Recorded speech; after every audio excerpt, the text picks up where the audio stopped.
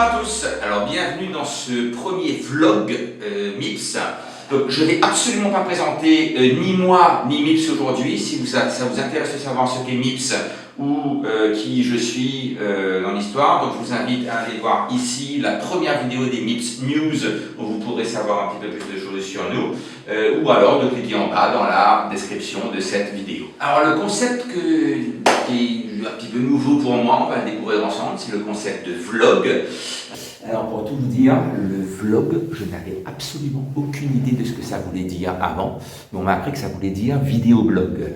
Alors on va vous faire un vidéoblog. Le concept, il est simple et complexe à la fois, enfin simple à faire mais complexe à rédiger. C'est que je vais essayer une fois par semaine de faire une vidéo qui va expliquer quelques réflexions que moi et mon équipe on peut avoir autour du monde du digital de manière générale.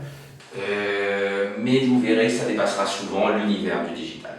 Alors aujourd'hui, j'aimerais vous parler d'un sujet qui me tient à cœur, qui sera un mélange de deux choses. D'une part, vous savez tous qu'il y a la coopération qui existe dans le monde, on va dire, du business actuel dans lequel on vit. D'autre part, vous avez de la compétition qui existe. Aujourd'hui, j'aimerais vous parler de compétition. Vous connaissez pas le mot, hein? Oui, je sais pas si je l'ai inventé ou si je ne l'ai pas inventé. Et je vous propose qu'aujourd'hui, on coopète tous ensemble.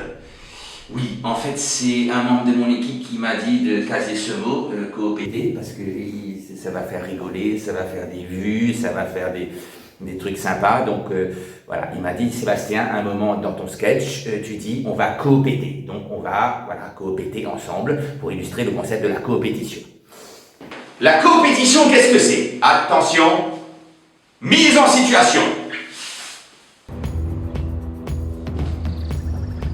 Et là, opère la machine du cinéma. Derrière moi, une jungle. Vous remarquerez que la jungle, ici, représente l'univers de la compétition. Compétition, jungle, vous voyez venir la jungle du monde de la compétition. Bon, dans tous les cas, même si vous n'avez pas compris, j'espère que c'est joli. Je disais donc, mise en situation. Je suis là, dans la jungle de la compétition. C'est pas joli, hein? Il y a quelqu'un qui arrive. Qui sont ces serpents qui sifflent sur sa tête? Bonjour, salut. Ouais, salut Sébastien, toi tu t'appelles comment? Bonjour. Sébastien aussi, tu peux te faire quoi? Dis-moi, t'as pas remarqué un truc? C'est pareil, non? Tu trouves pas? Non. Non? Si. Non. Des trucs quand même. Bon. T'es d'accord? Y'a pas un petit truc? Non. Non. J'ai une chemise blanche et t'as une chemise mauve. Et à part ça, on est pareil. Non, c'est même pas vrai. Moi j'ai un truc que j'aimerais te proposer. Est-ce que tu voudrais pas qu'on coopère ensemble? Oui, non, pas ça.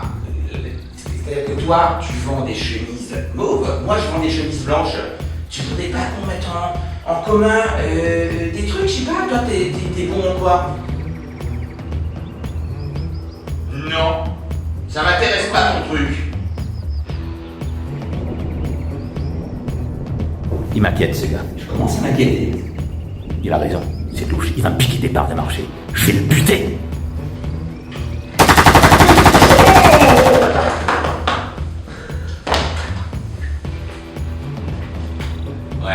Voilà comment ça se passe chez moi. Pas de compétition, de la compétition pure. Et à la fin, c'est moi qui gagne.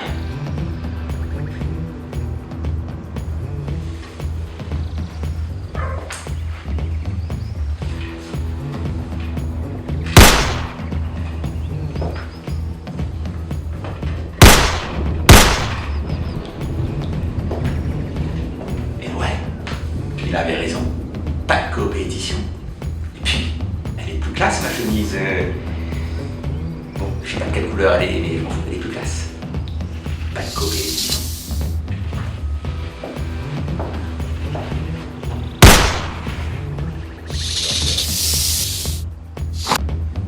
Et hop, je reviens, match du cinéma, j'ai ressuscité.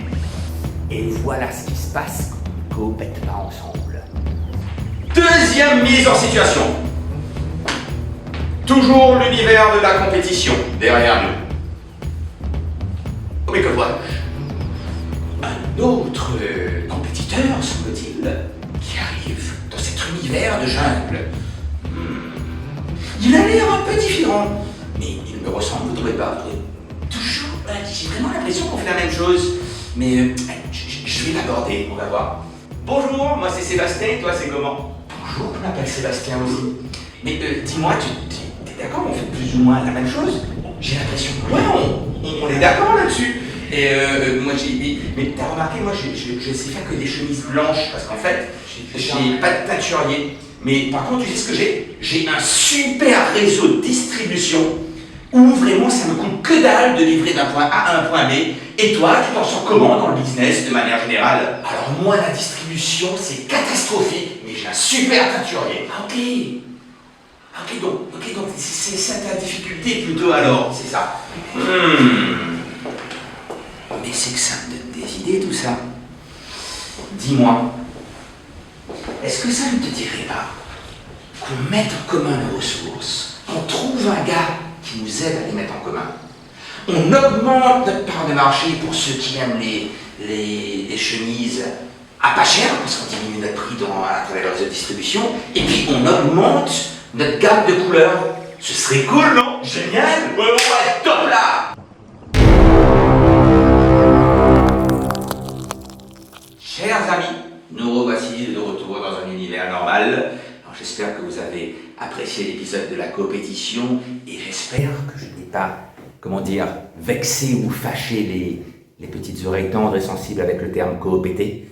Moi ça m'a fait rire un petit peu au début, un peu. J'espère que ça vous fera rire sur la durée aussi. Mais revenons-en à nos moutons. Je disais donc, la coopétition, c'est un mélange entre coopération et compétition, qui, comme nous l'avions vu, devient de la coopétition. Qu'est-ce que la coopétition? Cédric, le monteur, le cadreur, la blague sur Miss Météo, tu peux la virer s'il te plaît? Est-ce que tu peux mettre le graphique qu'on avait décidé ensemble? Merci Cédric. La coopération, c'est quand deux potes travaillent ensemble pour faire la même chose. Deux potes, ils sont potes. La compétition, c'est qu'il y a deux gars, ils sont pas contents, ils trouvent qu'ils font la même chose, ils sont pas potes et ils se bagarrent. La coopétition, c'est quand on réunit le meilleur des deux mondes. Je vous ai pris tout à l'heure l'exemple des chemises. Exemple à la con ou pas, je ne sais pas. Est-ce qu'il était viable, pas viable, j'en sais rien.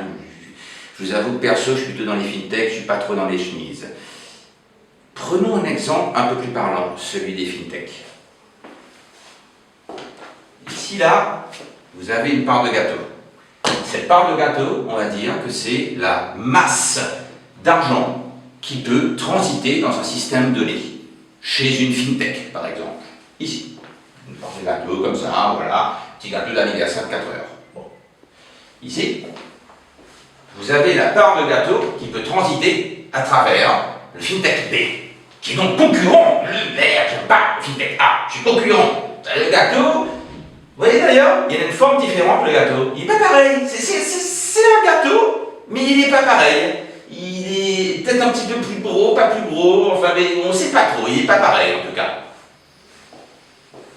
Et puis un jour, il y a ces deux gars qui se rencontrent. Vous vous rappelez là, l'épisode de la jungle, quand il y avait le good guy qui était là et qu'il voulait coopéter avec moi? Ben, les deux se disent, écoute, moi je suis dans les fintech, mais je fais plutôt quelque chose de rond. Voilà, mes gâteaux ils sont plutôt ronds, c'est-à-dire que je donne plutôt dans la carte de crédit ou la carte de débit temps réel par exemple. Et puis il y a l'autre gars, bon vous me pardonnerez, il n'y aura pas le deuxième, vous savez le deuxième mois parce que ça fait des tonnes d'effets spéciaux et j'ai pas beaucoup de temps forcément devant moi, donc je joue les deux rôles, hein, pardonnerez ceci. Et puis il y a le deuxième gars, lui, il est dans les gâteaux, dans la fintech, plutôt triangulaire, c'est-à-dire qu'il fait plutôt des wallets. Ou alors il est peut-être plutôt spécialisé en sécurité, c'est son trip, la sécurité, il aime bien ça, la sécurité. Alors que lui, il aime bien plutôt les features, les choses en temps réel, enfin, et tout ça. Et puis, un jour, les deux, ils se rejoignent et ils se disent, mais les gars, pourquoi est-ce qu'on ne coopérerait pas ensemble? Ça ferait une belle compétition, vous trouvez pas? C'est-à-dire que toi, t'es bon en sécurité, machin, etc. Donc t'as vraiment une cible avec un gâteau comme ça. Et moi, mon gâteau, il est comme ça, où je suis plutôt bon dans les features, et puis je suis plutôt spécialisé de carte de crédit, les wallets. Allez, trouvons un système pour réunir nos deux mondes, et pour faire qu'en fait, on ait un système où, oui, peut-être, on va se piquer un petit peu des parts de marché l'un et l'autre, mais sauf que on va venir additionner les grosseurs de nos gâteaux avec des intersections, mais aussi les formes de nos gâteaux. Notre nouveau gâteau, il est plus ni rond ni triangulaire, c'est un gâteau qui a une forme, je sais pas, on appelle aux géométriciens, je ne sais pas quelle forme il a ce gâteau. S'il y a des géométriciens, n'hésitez pas à mettre des messages en bas pour me dire à quoi ça ressemble cette forme géométrique. Voilà, et donc au final, j'ai un produit qui est mieux que le produit A et mieux que le produit B, parce que A et B, bien que compétiteurs, ont coopéré et ça a fait de la coopétition. Je voudrais aller plus loin. Là, on a parlé de coopétition entre deux compagnies différentes, mais soyez pas naïfs les gars. La coopétition, elle pourrait exister au sein d'une même compagnie, entre deux départements. Je ne parle même pas entre deux individus. Voir que les départements, je veux dire surtout dans les grosses compagnies, ont ce qu'on appelle des KPIs. KPI A, c'est-à-dire moi j'ai des objectifs de faire ça comme objectif. KPI B, moi j'ai des objectifs qui sont ici. Mais sauf qu'on semble oublier qu'à la base, on travaille pour la même compagnie. Et que l'idée, c'est pas de faire fructifier le département A ou le département B, c'est de faire fructifier la compagnie. Or, si département A possède des informations que département B ne possède pas, et vice-versa, et que département B pourrait avoir des informations qui intéresseraient le département A, bon ben, peut-être qu'il serait bien de mettre ensemble ces informations, même si, de par le fait, même si ces informations, par exemple, ont coûté des sous au département A, qui va se dire, oh ben non, pourquoi est-ce que je donnerais ces informations gratuitement au département B? J'ai pas envie. Il a qu'à les acheter lui-même, ces informations. Eh ben, le département B pourrait avoir du data qu'il a payé, qu'il aurait pu partager à département A, mais non, il ne veut pas le faire parce que ça lui a coûté des sous et que non, il va le refacturer. Mais qui perd au final? La compagnie. Les gars, mettez en commun vos informations, et je parle d'informations, pas seulement de data, mais de connaissances intellectuelles, d'innovation, d'idées, je sais pas, des trucs. Mettez-les en commun, quoi. Et donc, là, le concept que j'appelle de coopétition, c'est quand un ou plusieurs individus, ça n'a pas de sens ce que je viens de dire, deux ou plusieurs individus, par individu, j'entends individu individuel, département, entreprise, État, pourquoi pas, soyons pas fous, on n'est pas dans une utopie, voilà, qui s'associent pour continuer à conquérir des marchés qui sont peut-être à cheval l'un sur l'autre, mais qui grossissent la part de gâteau totale. Et quand je vous parle de grosseur de gâteau, on parle de grosseur de gâteau. Le gâteau, c'est quelque chose de physique. Vous avez l'habitude de voir un gâteau, d'en manger aux anniversaires, aux mariages, aux enterrements. Je ne suis pas sûr qu'on en mange aux enterrements, mais bref. Mais là, si en plus on parle d'innovation et de coopétition intellectuelle, il y a bien quelque chose. Je vous invite à écouter les vidéos de Idriss Aberkane, je vais en mettre quelques-unes en description de cette vidéo, qui parle de la limitation des ressources que l'on peut trouver. Donc dès lors que l'on parle de ressources matérielles, évidemment, à un moment donné sur Terre, mathématiquement, les ressources matérielles sont limitées. Mais dès lors qu'on parle de ressources intellectuelles, par définition, l'intellect, en théorie, si l'on croit à la définition de l'infini, peut être infini. Donc si du coup, nos intellects coopètent, j'ai la petite blague encore de la coopétition, coopètent ensemble, bon ben, je veux dire, le gâteau, il peut ne plus avoir de frontières et s'en aller vers l'infini. C'est ce qu'on appelle l'économie de la connaissance. Je vous invite à aller voir Idriss Aberkan pour ça. Maintenant, je ne vais pas aller sur l'économie de la connaissance, je vais plutôt rester sur le concept de coopétition.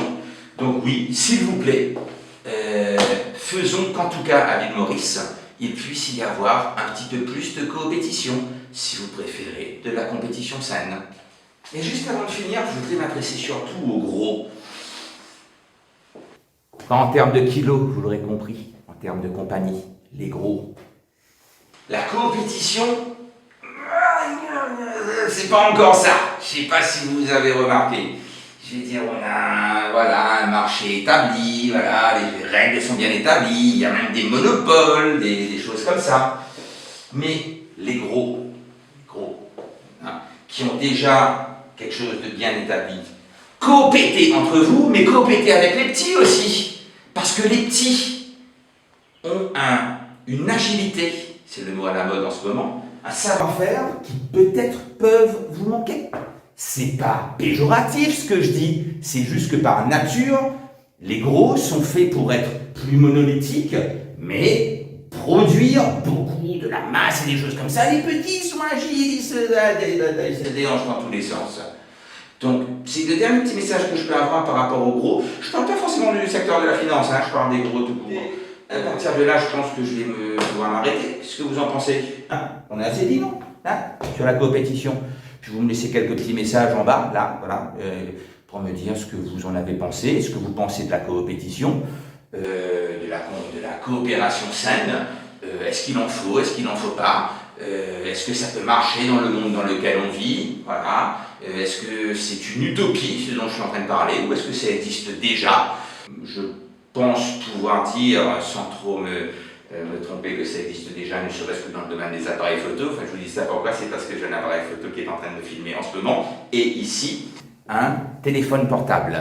Eh bien, il y a des compagnies comme, j'en ai aucune idée, Nikon ou quoi que ce soit, qui se sont associées avec des Samsung et des je sais pas quoi, pour faire des objectifs photos dans des téléphones portables. Parce que oui, le téléphone portable est devenu le compétiteur de l'appareil photo.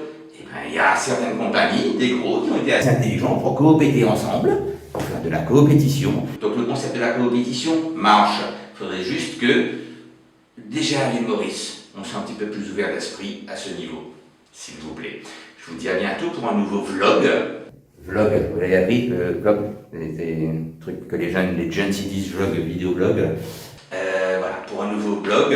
La prochaine fois, je vous promets un truc, j'aurai un micro ici, je crois qu'on appelle ça un lavalier. Et puis voilà, on va essayer d'améliorer les sujets de nos vidéos, de nos vlogs. On va essayer d'améliorer les scripts, on va essayer d'améliorer les effets spéciaux, je vais essayer d'améliorer ma coiffure. On va essayer d'améliorer plein de trucs. Et puis d'ici là, je vous dis que le meilleur soit et à très bientôt.